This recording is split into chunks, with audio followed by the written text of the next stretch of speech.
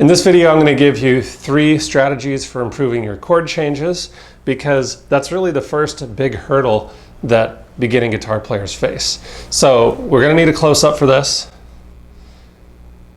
Not my face, not my hand for the guitar. So the first thing you're going to do, obviously, is get your fingers in place for a chord. We're just going to use the D major chord as an example.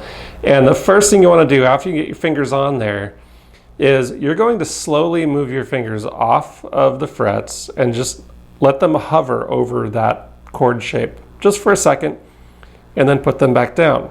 Now the key here is to move very slowly, because you don't want to lose the shape of that chord in your hand.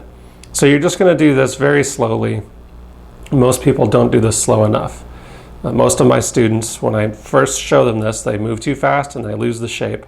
So what you want to do is very, very slowly, really as slow as you need to, move on and off each chord that you're working on. So that's step 1. Here's step 2. Now, once you can comfortably move on and off one of these chords, what you want to do is go to an easier chord that you know, and then start to practice switching to that new chord. And instead of trying to move really quickly to that chord, what we're going to do is we're going to move slowly, and we're going to try to make that shape above the chord and then put it down. So we're just expanding this just a little bit. We're going to go from a chord that's easy, like I'm taking E minor, and then switching very slowly to the D, making that shape, and then putting that shape down. So that's step 2. And of course, again, you want to do this really slowly so that you can be accurate and precise when you put those fingers down. If you find that you're going to that new chord and you're putting your fingers down on the wrong strings or the wrong frets, you're probably moving too fast. You just need to slow things down a little bit. Here's step 3.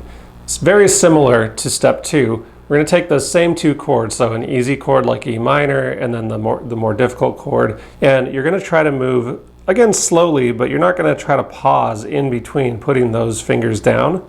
You're just going to try to move nice and slowly and fluidly to that new chord, and you're going to do this very slow, maybe 3 to 5 times, and then you're going to just try to do it fast as you can move, and just see if you can get that chord shape to land.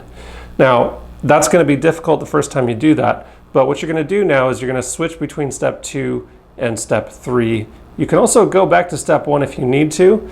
You know, this is always a good thing to do for new chords that you're having trouble getting to, just on and off. And you could do this while you're watching TV or whatever.